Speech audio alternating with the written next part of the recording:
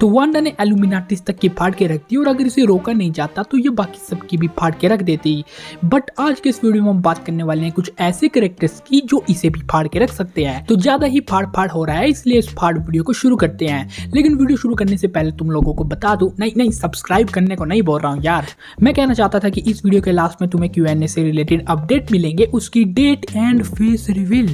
तो उन सब अपडेट्स को जानना है तो वीडियो को लास्ट तक देखना। और वीडियो में जो भी कैरेक्टर्स को या जो भी सुपर हीरोज को मैं ऐड करने वाला हूँ वो बिग स्क्रीन से ही करने वाला हूँ, इसलिए कॉमिक्स को कंपेयर मत करना। फॉर एग्जांपल RKT या कॉस्मिक आर्मर सुपरमैन। इसके साथ साथ सिर्फ सुपर हीरोज की बात हो रही है। हाँ, सुपर हीरोज की, सुपर विलन्स को लेके मत आ जाना भाई तूने इसको नहीं रखा उसको नहीं रखा, तो पहले ही क्लियर कर देते हैं अपने लोग सब बातें। तो अब शुरू करते हैं यार, फटाफट से कैप की शील्ड को थ्रो करके चैनल को सब्सक्राइब कर लो।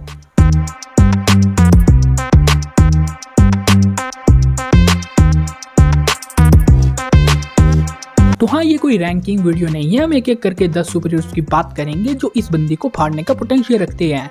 Number 1 strange supreme.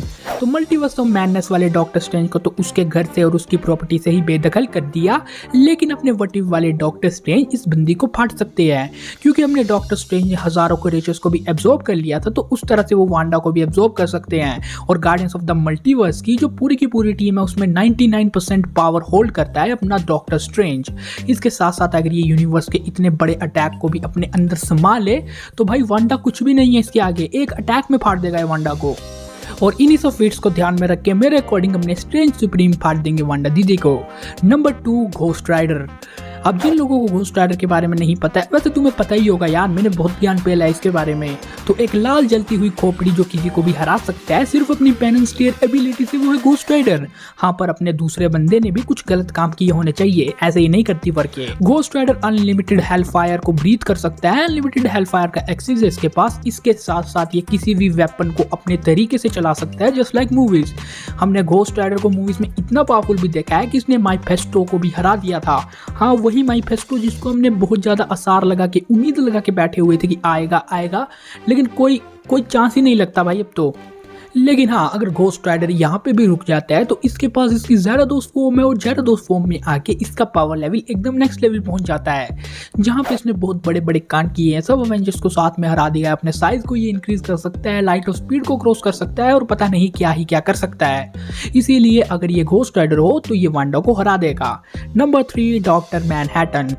अब तुम इस नीले प्राणी को तो जानते ही हो, ये डीसी का इतना पावरफुल कैरेक्टर है कि ये किसी को भी सिर्फ सोच के मार सकता है। तो पहली बात कि अपने मैनहट्टन भैया को तो अंडरवेयर पहनना बिल्कुल भी पसंद नहीं है, बट इसके पास इतना पावर लेवल है कि ये किसी को भी हरा सकते हैं। बस तुम इतना सोचो कि ये वांडा के बारे में सिर्फ सोचेंगे कि वो टपक जाए और वो टपक जाएगी, बस खत्म, बाकी पावर्स को एनालाइज क्या ही करना। Number 4 Jean Grey. तो अगर तुम लोगों ने एक्समैन की मूवीज देखी है तो तुम इस बंदी को जानते होंगे जिसने बहुत ही बड़े बड़े कांड कर रखे हैं मूवीज में। अगर हम जीन ग्रे की बात करते हैं तो पहली बात ये इमॉर्टल है, इसके साथ साथ इसके पास फीनिक्स फोर्स का एक्सेस है। और फीनिक्स फोर्स एक बहुत पावरफुल फोर्स है मार्वल कॉमिक्स में भी, जो बहुत ही ज्यादा डेंजर है। इसके पास अपनी जीन के पास टेलीपैथिक एंड टेलीकिनेसिस जैसी पावर है, और ये कोई छोटी मोटी पावर नहीं है। मैग्नेटो एंड प्रोफेसर एक्स की भी फट जाती है इसकी पावर को देख के। इसके बाद जीन ग्रे को जो सबसे खास चीज बनाती है वो फीनिक्स फोर्स ही है, क्योंकि ये यूनिवर्स से पहले से एग्जिस्ट करती है और वांडा इतनी पुरानी नहीं है, जिस वजह से जीन ग्रे फाड़ देगी वांडा को।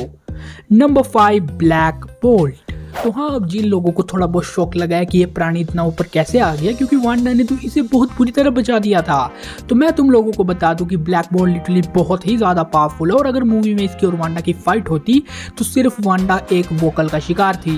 मेरा कहने का मतलब है कि इसके वोकल में इतनी ज्यादा पावर है कि ये एक पूरे प्लेनेट को डिस्ट्रॉय कर सकता है अगर ये स्क्रीम करे तो। और अगर ये धीरे धीरे भी बोले तो तुमने देख ही लिया कि डॉक्टर स्ट्रेंज भी फट गया था इसके आगे। तो अब लोग कहेंगे भाई ये बात हमें पता है, ये ज्ञान मत बेलो, बस तुम ये बताओ कि हरा कैसे सकता है, क्योंकि वांडा ने तो इसे फाड़ दिया। तो मैं तुम लोगों को बता दूं कि इनकी फाइट हुई कहाँ थी। और मार्वल का बहुत ही ज्यादा दिमाग चलता है ऐसे कामों में, मतलब अगर ये पहले ही इन दोनों की फाइट करवा देते तो ब्लैक बोल्ट सिर्फ एक शब्द बोलता और वांडा का काम तमाम। इसीलिए रीड ने ये पहले ही कह दिया कि ब्लैक बोल्ट सिर्फ अपने मुंह से तुम्हें मार सकते हैं। और अगर रीड ऐसा नहीं कहता तो वांडा कभी भी ब्लैक बोल्ट के मुंह को इस तरह बंद नहीं करती, और अगर वो नहीं करती तो वांडा का काम तमाम हो जाता। इसलिए मार्वल वालों का ये बहुत ही क्लेवर मूव था कि ब्लैक बोल्ट को पहले ही चुप करा दो ताकि फाइट ही ना हो, क्योंकि अगर फाइट तक बात पहुंचती तो वांडा खत्म थी। और इसी रीजन की वजह से मैंने ब्लैक बोल्ट को इस लिस्ट में रखा है, क्योंकि मुझे लगता है यार, और तुम्हें भी ये बात अच्छे से पता है कि अगर फाइट हुई होती तो ब्लैक बोल्ट डिफीट कर देता वांडा को। Number 6 celestial star Lord. तो इस लौंडे के बारे में ज्यादा बताने की जरूरत नहीं है, भले इसको इसकी मेनली पावर अपने बाप के ऊपर डिपेंड थी और इसका बाप अब टपक चुका है, लेकिन तब भी अगर स्टार लॉर्ड अपने सेलेस्टियल फॉर्म में होता है तो ये बहुत ही ज्यादा पावरफुल हो जाता है, पावर स्टोन को होल्ड कर सकता है। इसके साथ साथ इसने अपने डैड को भी हरा दिया था। इमॉर्टेलिटी का फैक्टर, इसके साथ साथ मैटर को मैनिपुलेट करना, वो भी प्लैनेटरी लेवल तक, ये सब चीजें इसे वांडा से बहुत आगे कर देती है। और सबसे इंपॉर्टेंट बात, ये सेलेस्टियल का बेटा है, लेकिन जब से अपने पीटर क्विल भैया ने इसको टपकाया तो उसके बाद इसकी सारी पावर्स भी चली गई। लेकिन भाई ने एकदम सही किया, इंतकाम बनता था और लेना भी चाहिए इसे। तो अब जो आगे आने वाले कैरेक्टर है यानी नंबर 7 और 8 वो MCU एंड DCU के फेवरेट कैरेक्टर्स है। इसके साथ साथ उनके चांसेस है या बैटल किसी भी तरह से हो सकता है, यानी थॉर एंड सुपरमैन। तो पहले अगर अपन लोग थॉर की बात करते हैं तो अगर थॉर को ओडिन फोर्स मिले तब तो वो डेफिनेटली डिफीट कर देगा वांडा को। बट अगर थॉर के पास ओडिन फोर्स नहीं भी है और इन्फिनिटी वॉर वाला थॉर है तो तब इसके वांडा के सामने जीतने के चांसेस कम हो जाते हैं, क्योंकि अपने थॉर भैया जब भी अटैक करने लगेंगे तो उससे पहले अगर वांडा का अटैक थॉर को लग गया तो थॉर का काम तमाम हो जाएगा, क्योंकि वो ब्लैक बोल्ट की तरह उसका हाल कर सकती है, उसे एक ही जगह फ्रीज कर सकती है, क्योंकि उसके अटैक का असर होता है थॉर के ऊपर, जो बात हमने एज ऑफ अल्ट्रॉन में देखी थी। लेकिन हाँ, वांडा दीदी को मैं एक बार कहना चाहूंगा कि तुम्हारे पास advantage Thor love and thunder के पहले तक ही है। जब ये मूवी आ गई ना और अपने थॉर को ओडिन फोर्स मिल गई तो तुम्हारा कोई चांस नहीं होने वाला। अब देखो, अगर तुम ध्यान से सोचोगे तो ये बैटल अनफेयर था, क्योंकि वांडा की ये जो फॉर्म है ये उसकी मोस्ट पावरफुल फॉर्म की तरह ही लग रही है, बट थॉर की मोस्ट पावरफुल फॉर्म का 1% भी हमने नहीं देखा है। अपन लोगों ने ओडिन फोर्स तक नहीं देखी है, और अगर इस लौंडे के पास एक बार ओडिन फोर्स आ गई ना तो वांडा इसके सामने कुछ भी नहीं है। इसलिए बैटल ही अनफेयर है। इसलिए मैंने वांडा और थॉर के कंपैरिजन को लेके कहा था कि मैं इस कंपैरिजन को लव एंड थंडर के बाद बनाऊंगा, और मैं लव एंड थंडर के बाद ही बनाऊंगा। और अगर अपन लोग अपने सुपरमैन की बात करें तो सुपरमैन की स्पीड ही इतनी ज्यादा है कि वांडा उसे देख ही नहीं पाएगी और वांडा कम तमाम। तो हाँ, ऐसा हो सकता है कि सुपरमैन पहले अटैक करे तो, क्योंकि हमने मोस्ट मूवीज में देखा ही है कि वो पहले अटैक नहीं करता है और सामने वाले अपोनेंट को परखता है या उसे समझाता है। और अगर वांडा के साथ भी वही करने लग पड़ा तो तब तक उसका काम तमाम हो जाएगा।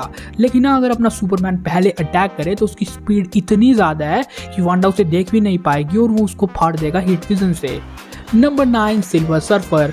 तो सिल्वर सर्फर को हम fantastic four eyes of the silver surfer movie में देख चुके हैं, और इसके साथ साथ इसका power level literally next level है। ये मैटर मैनिपुलेशन कर सकता है, टेलीपैथिक टेलीकिनेसिस एबिलिटीज की नेक्स्ट लेवल पे है, टाइम ट्रेवल तक कर सकता है, टेलीपोर्टेशन तक कर सकता है, और पता नहीं क्या ही क्या कर सकता है।